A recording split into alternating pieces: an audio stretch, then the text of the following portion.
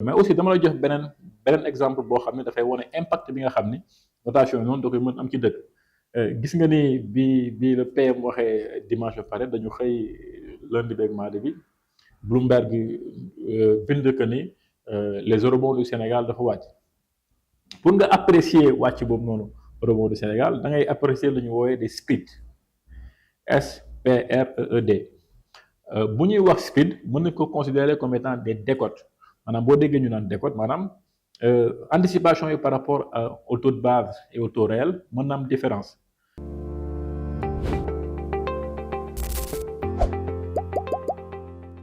Bonjour Momo Mbodj. naka bu Marème yaa ngi si jàmm. Tey olof bi ngay laal daal. bu baax. C'est excellent. Donc on va parler des agences de notation. Oui, c'est vrai. Qu'est-ce que font les agences de notation? Quel est leur pouvoir sur les pays et leur politique? Pourquoi les États leur donnent autant de crédibilité alors qu'elles ne donnent que leur opinion? Donc pour la première question, on va s'attendre à savoir exactement, concrètement, que font les agences de notation comme Moody's, comme Standard & Poor's et Fitch? Parce qu'on les appelle en quelque sorte aussi les nouveaux maîtres du monde. Ce sont les nouveaux maîtres du monde. jàpp naa ni ñoom moom tey jamono ji te pour nga comprendre loolu il faut que nga comprendre nan la suñu système financier international di doxee. ca tàmbali ca njëlbeen dama lay poser benn question nga tontu ma ci. lan nga jàpp ni mooy différence bi tax bépp banque bu ñu jël au Sénégal gën a mën lebal Yérim Sow que lebal la yow wala lebal ma man. Parce que Yérim Sow il est plus solvable que man ak yow. Solvabilité amul dara lu mu lay mën a jox ci dans un concept plus global. Yérim Sow moo ñu ëpp alal. moom suñ ko lebalee dina mën a fay disons. maanaam banque bi day wut certitude par rapport au fait que bu lebalee Yérim Sow dina ko mën fay. n'est-ce pas foofu confiance day dugg n'est-ce pas donc dañ nekk ci système financier mondial boo xam ni benn mot boobu moo ko régir le mot confiance certes ca njëlbeen bi suñu système financier mondial bi di soog a tegu amoon nañ période boo xam ni monnaie yi nga xam ne ñoo doon tënk le monde yëpp dañ nekkoon ay monnaie yu ñuy adossé à de l'or boo jëlee de 1870 à 1914 que ce soit le dollar le livre sterling ou même le franc français ou le Deutsche allemand toutes ces monnaies mën nañ tënk ne amoon nañ droit de reconversion or. Après la deuxième guerre mondiale benn monnaie moo amoon droit de reconversion or te jàpp naa di temps boobu noonu je pense que $1 valait à peu près non $35 valait à peu près une once d'or. Et 1972 le système boobu noonu jeex 1972 système boobu noonu nga xam ne monnaie yi dañ doon méngale ak benn quantité en or bi mu jeexee dafa am système bu ñëw tegu système bi ñëw tegu nag ñaara ko lal.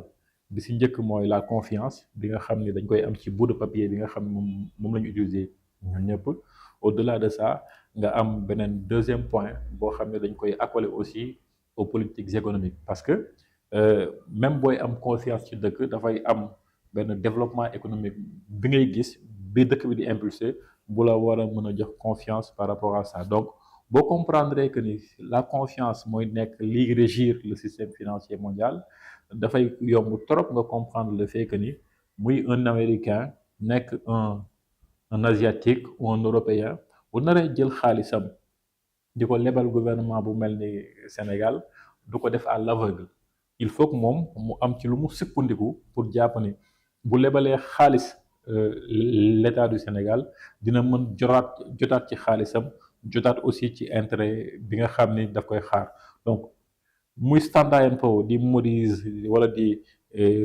beneen kuréel boo xam ne cité nga ko sànq dañuy jàpp ne ñoom ay machine à noter des états lañ par rapport à la confiance que les opérateurs économiques doivent avoir si ñooñu au-delà de ça aussi ay machine la yoo xam ne ci seen grille de notation au-delà de confiance bi ñuy inspirer par rapport à un pays ou manque de confiance bi ñu mën a inspirer aussi par rapport à un pays dañuy aussi déterminer les taux d'intérêt donc loolu mooy de manière très succincte liggéey bi nga xam ne agence notation yooyu noonu dañ koy def. Mais agence de notation, est-ce que ñoom crédible nañ, disons, parce que on a vu ce qui s'est passé en 2008 avec la crise immobilière aux États-Unis. waaw xam nga tey sooy wax manque de crédibilité il arrive que ñoom ñooy am ay rëkk-rëkk dans leur démarche li xew 2008 c'est que on jox benn exemple bu ndaw fii ñun ci suñu marché ouest africain des valeurs ou des bourses ñun dañu ce qu'on a en termes d'actions ce ne sont que des actions simples. Nous n'avons pas d'actions, nous n'avons pas beaucoup de produits dérivés. Quand je parle de produits dérivés, maanaam ñun que muy action que muy obligation souvent ay obligations simples lay nekk wala ay actions simples mais par contre ñoom seen dëkk yi li fa xew mooy da ngay jël benn pàcc benn entreprise mel ni Mouhamed Lamine Mbodj boo xam ni entreprise buy soog a juddu la en termes de produits dérivés nga boole ko benn pàcc action société bu mel ni Orange boole ko benn pàccu action bu mel ni yow léegi su fekkee nag ni.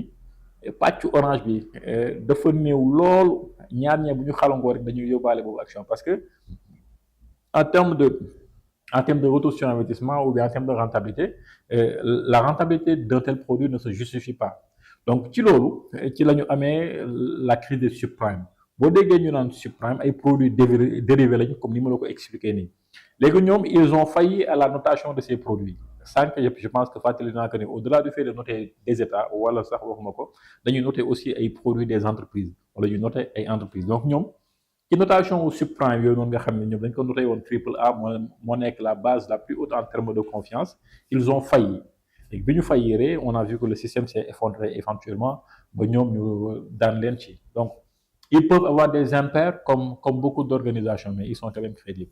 Donc, pour revenir un peu au subprime, c'est les dettes à risque. Ou bien, si tu peux juste expliquer d'une manière très brève. Faut déggee produits dérivés égale risque moo tax ñun suñu marché financier tollaguñu ci niveau de complexité yooyu noonu pratiquement ñun fii ay action wu Air Liquide ngay gis Côte d'Ivoire ay action wu Orange Sonatel ay action wu Total j'en passe gisagoo fi sur le marché financier bi nga xam ne moo nekk marché financier sous régional bi ay produits dérivés yoo xam ni volatilité bi dafay élevé trop mais aussi taux de rentabilité dafay bëri trop parce que investissement am na fu muy toll foo xam ni plus tu prends de risques et plus la rémunération est grande on voit souvent ça même dans le crypto tu vois souvent que les gens sont très bien rémunérés parce qu'ils prennent beaucoup de risques donc jàppal ni lépp luy produit dérivé souvent c'est accompagné d'une certaine volatilité maanaam que dal bi produit boobu noonu waroon am du ko am de sorte que ni tamit boo ci gagné da nga ciy gagné bu baax.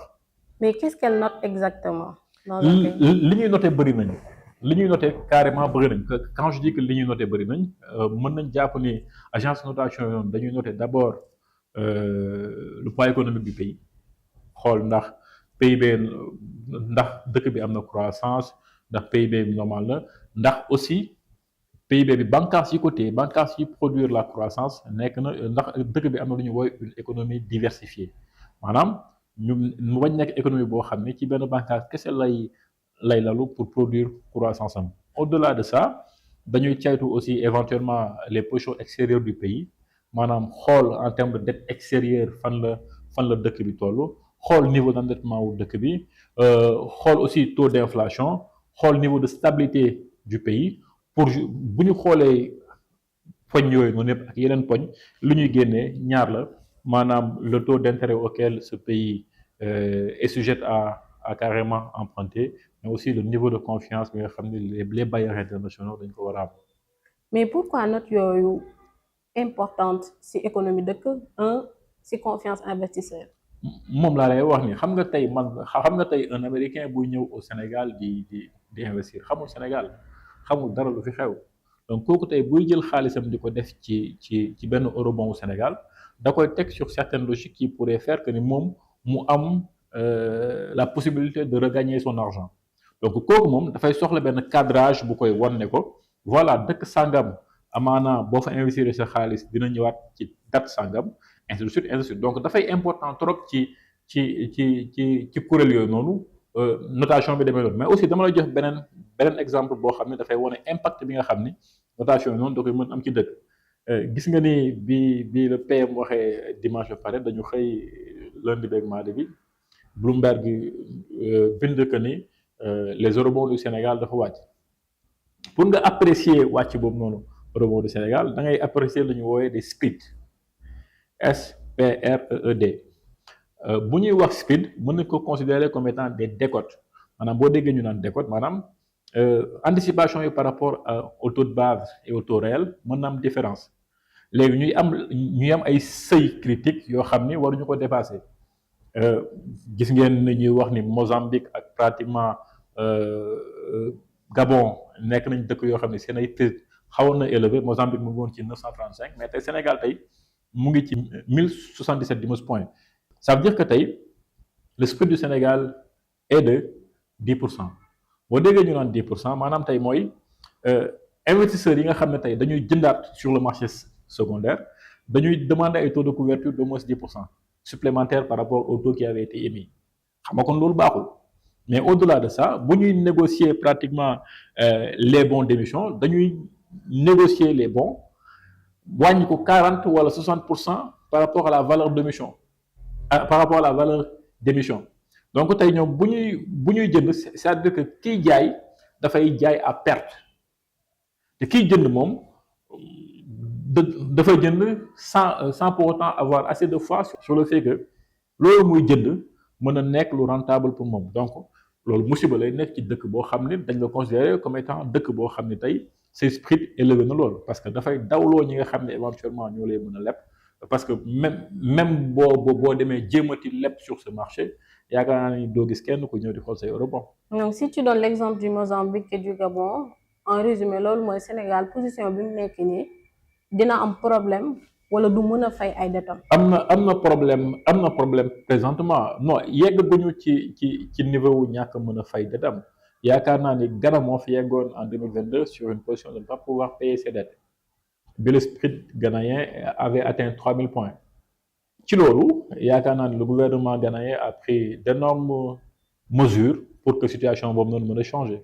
Sénégal yeggagul au même niveau que le Ghana mais fi mu toll nii nag Sénégal raw na Mozambique raw na Gabon ci capacité boo xam ni ci crise bi nga xam ne am na ko aux yeux de l'international financièrement parlant. Et ñu rappeler que le Sénégal a toujours été crédible avant crise yi nga xam ne ñu ngi koy dund.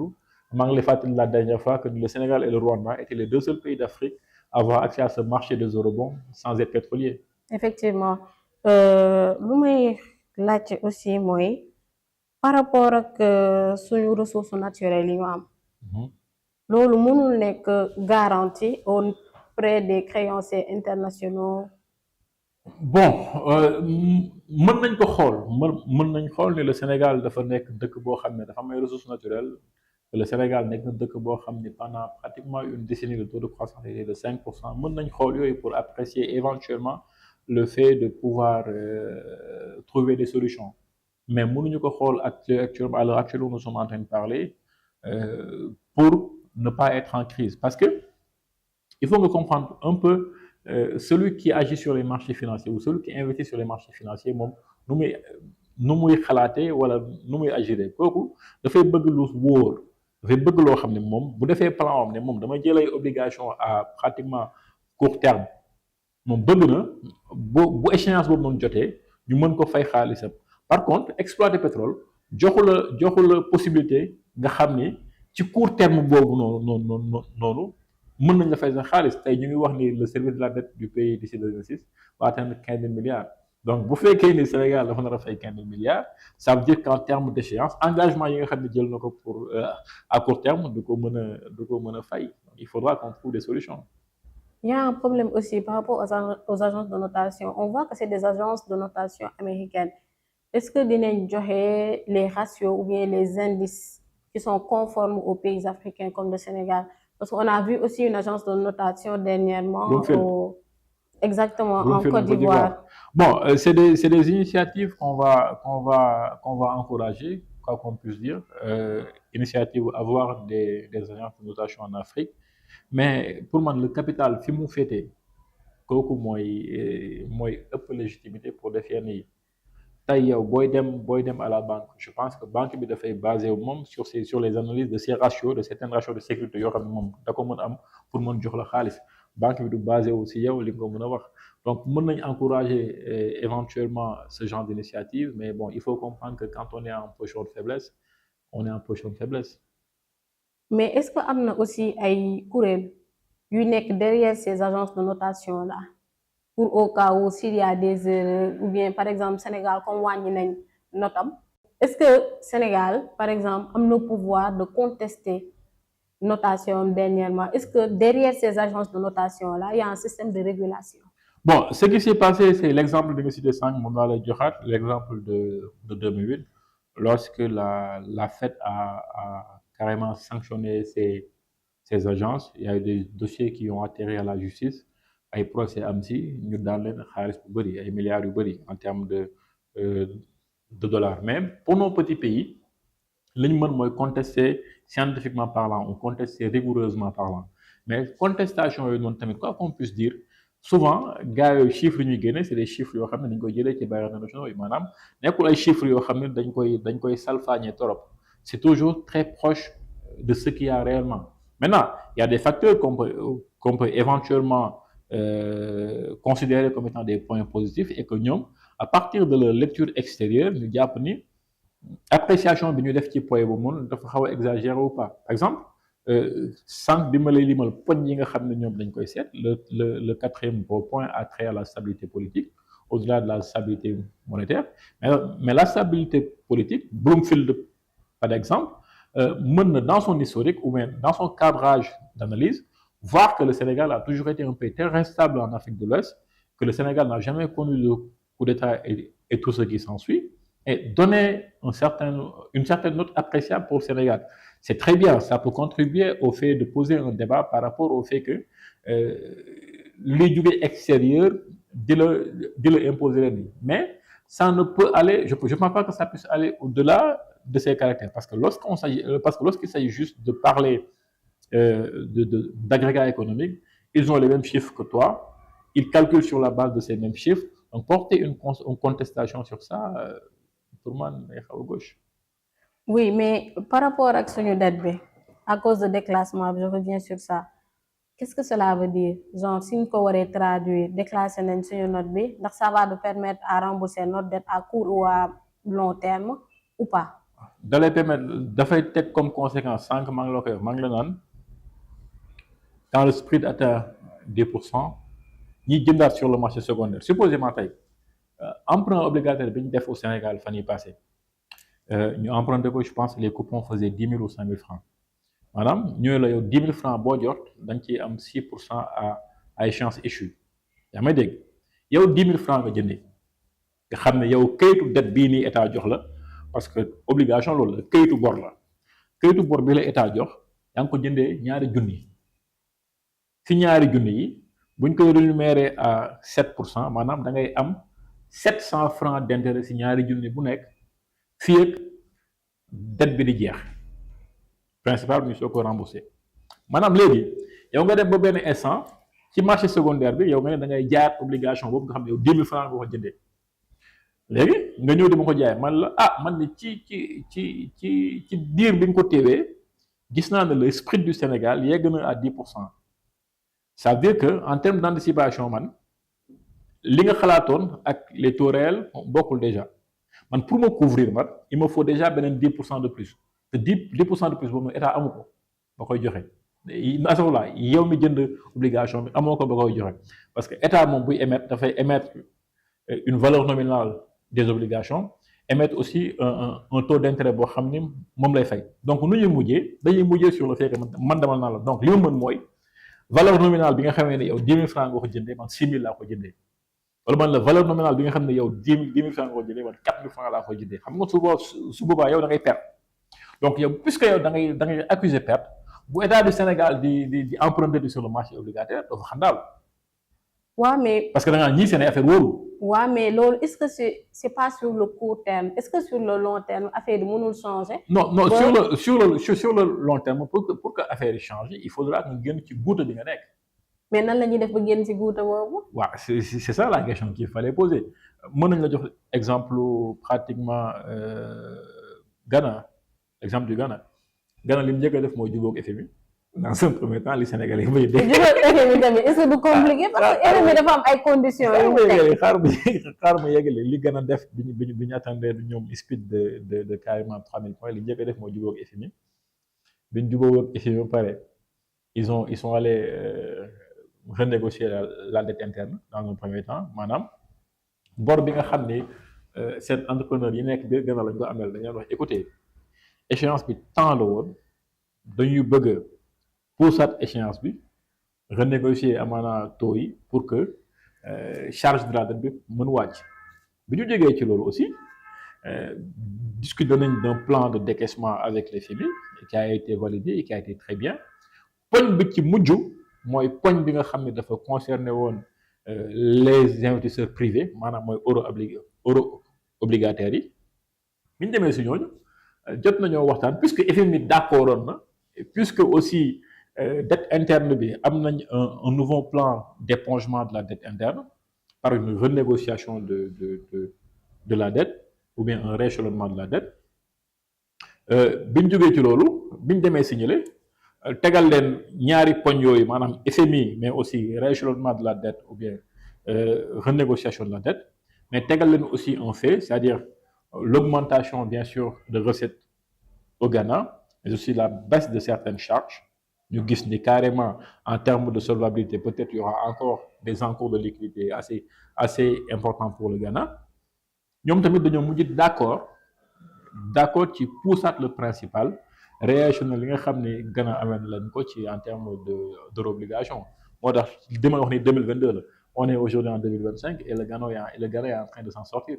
waaw la Ghana s'en sort parce que moom dafa accepter conditions yi mais lu ma doon wax tout à l'heure mooy que Sénégal nangul accepter conditions c'est-à-dire éliminer subventions yi ñu def sur l'électricité wax nañ ci keroog. Est-ce que c'est pas déjà le cas?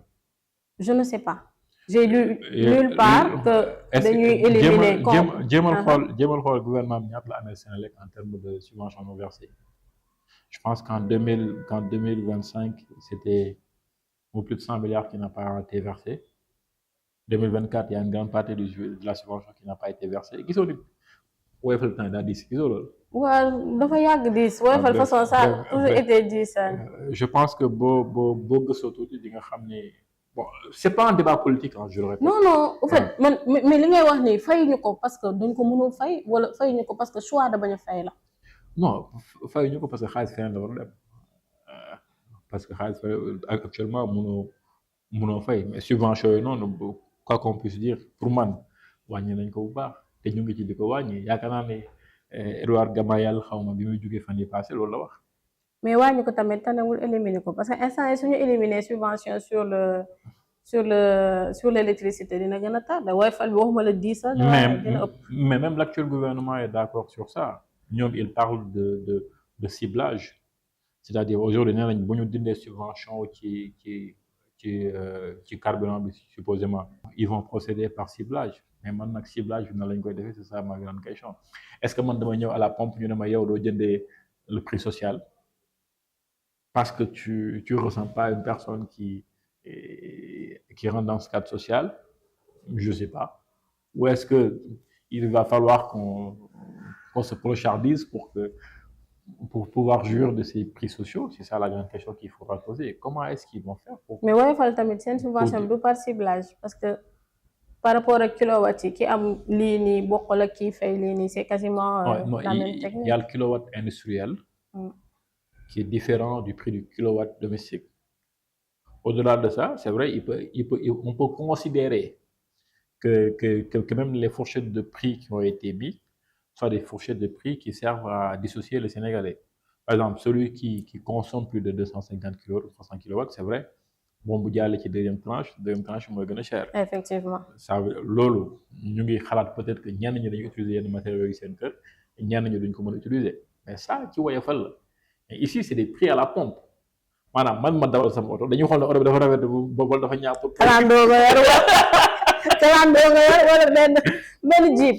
bu dee na la xool oto bi daa ñaaw bi nga war a kii oto bi dafa war a digg nan la c'est ça la question.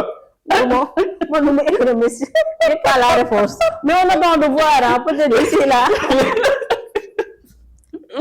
On aura une réponse à cette question-là parce que je sens que ñu ngi def lu ñu mën peut-être pour woyofal affaire yi mais bon comme que je suis pas économiste. Non, on nous attend de restructurer voir. la dette. Il faudra restructurer la dette. C'est une voie de sortie. Il faudra impérativement restructurer la dette. Maintenant, restructurer la dette, est-ce que les Chinois sont d'accord? C'est vrai que en Afrique, souvent, l'Occident n'est pas bon pour nous. Mais du temps de la Covid, la Chine, qui détenait plus de 45% de la dette africaine, a refusé d'être autour de la table pour parler de recul de période de grâce. Pour parler de période de grâce par rapport à la dette chinoise. Bien au contraire, les Occidentaux, ñi tam dem ñoo d'accord pour pousse bor bi nga xamné amel nañ leen ko. Au-delà de ça, dind même ci seen ay droits de tirage spéciaux pour jàppale Afrique. Mais la Chine, qui détenait plus de 45% de la dette africaine, quand on lui a demandé de venir se mettre autour de la table pour renégocier la dette, la Chine a refusé. Même le Japon à l'époque avait décidé de céder sur tout ce qui était question d'intérêt. Madame, les plus intérêts bron tegu ci bor bi ñu leen ameloon japonais yi dañ ñu ko mujjee baal mais chinois yi ñoom demel woon noonu. Je ne critique pas la Chine. moo gën ci yow de. Je dis juste je ne critique pas la Chine, je dis juste que aujourd'hui pour renégocier certaines dettes que détiennent des pays comme la Chine, ce sera pas facile, hein. Même si on est contraint quand même carrément de restructurer la dette. waaw mais ba léegi tamit mooy ñi ngay wax ni rek man fi lay nekk di leen clash ma leen mais lépp luñ la defal c'est parce que y a un intérêt derrière bi ñu ci seetlu. œil boobu la ñu am sur l'économie internationale, œil boobu la ñu am sur la politique internationale mais nag après toi tu vas nous traiter de complotiste. Non, c'est pas une question de complotiste ou pas. Tu sais, madame, bëddu yoon waaye dafa xam li bopp attan. Combat Yao Diallo ak Bombardier ba l'an 2100 liy métti si Yao Diallo la jógee. waaw su entraîné day jël ay fortifiant nag dina mën a combattre. Ba l'an 2100. Dans le pourquoi du comment je dis ça, je le dis pas péjorativement. Nous sommes des nations très jeunes. Nous ne sommes pas assez ragaillardis. Nous devons négocier. Ça, c'est une situation. Fëtti beeg jaay imprévu jaay doole bi jëluñu dara. Tant qu'on négocie pas, on s'en sortira pas. Mais problème yi ñu nekkee nii yëpp est-ce que dañ ko war a wax ni que nguuru héritage bi ñu fi nguur bi bàyyi la. Non, am na ci part boo xam ne héritage bu fi le nguur de Macky Sall bàyyi la.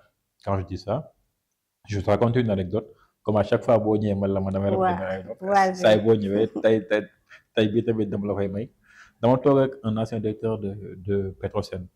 Après naa la envoyé peut-être photo nga boole ko ci montage bi. À l'époque, j'avais reçu un groupe chinois nommé le groupe ZEPEC, qui est le deuxième groupe chinois en termes de pétrole et qui est coté à la bourse à hauteur de 90 milliards de dollars, un truc comme ça. J'avais un petit projet de stockage de oil and gas. Donc, quand j'étais allé voir la Petrosen, c'était éventuellement pour des facilitations par rapport à la licence d'exploitation et tout ce qui s'ensuit. La Petrosen, on a même négocié pour donner à la Petrosen éventuellement à 10% gratuit sur ce projet. Mais au fil des discussions, les Chinois ont montré aussi leur envie et leur besoin d'acheter du gaz au Sénégal. La réponse du directeur de Petrosen est que pour le moment, ils ne pouvaient pas vendre. Pourquoi? Parce qu'ils devaient de l'argent à BP. Ah. Donc le quota qu'ils devaient éventuellement recevoir, une partie devait servir à rembourser les dettes. Donc, juste pour te dire par là que la situation de la dette était alarmante, qu'on le veuille ou pas. Parce que quand un directeur d'une société nationale te dit ça, ça veut dire que voilà, ça veut dire qu'il y a eu des anticipations par rapport aux recettes qui ont été faites et ces anticipations ont conduit à des emprunts. Donc ça, c'est une responsabilité parmi tant d'autres que l'ancien régime a. Maintenant, là où aussi il faut attirer l'attention sur la responsabilité de l'actuel régime, moi je te l'ai dit la dernière fois, qu'il est faux de Gagantico qui m'aide. À chaque fois que le Premier ministre sort et qu'il prenne des positions, 2 jours après, 1 ou 2 jours après, la note du Sénégal chute. Il y a une corrélation. Mais il y a une corrélation directe. Dimanche, le gain noir, nous chuté. Kedok, le gain noir par rapport à la baisse du prix de l'électricité, note du chuté. Je peux donner 5 exemples. À chaque fois que vous gagnez prendre une position, la note du Sénégal chute. À sa place, je continuerai pas à me faire mal. Il faut pas qu'on continue à nous faire mal. Il faudrait qu'il peut-être songe un peu à gérer les affaires courantes et à moins discutailler. Au-delà du fait d'éviter d'être en défaut, il faudra qu'on sache cultiver la paix dans ce pays. Je pense il y a un bon nombre de Sénégalais qui ne sont pas dans la guerre que la paix et le passif se font actuellement. Et il y a une majorité silencieuse dans ce pays, une majorité qui n'est mue que par une seule chose, la stabilité, la paix et le développement de ce pays. Et ces gens-là, on ne les convainc pas en créant un trop plein de problèmes. Ces gens-là, on les convainc en réglant la problématique de l'emploi, en produisant de la croissance, de la bonne croissance, pas de la croissance que Macky Sall, que certains produisaient, en changeant la face de l'économie, en changeant la face de ce pays, en vendant le Sénégal comme étant une destination de choix. Ces gens-là s'attendent à cela et non à des polémiques stériles. On va considérer ces belles notes-là comme ton dernier mot et on se dit à la prochaine. Merci ma chère, à la prochaine. À très bientôt.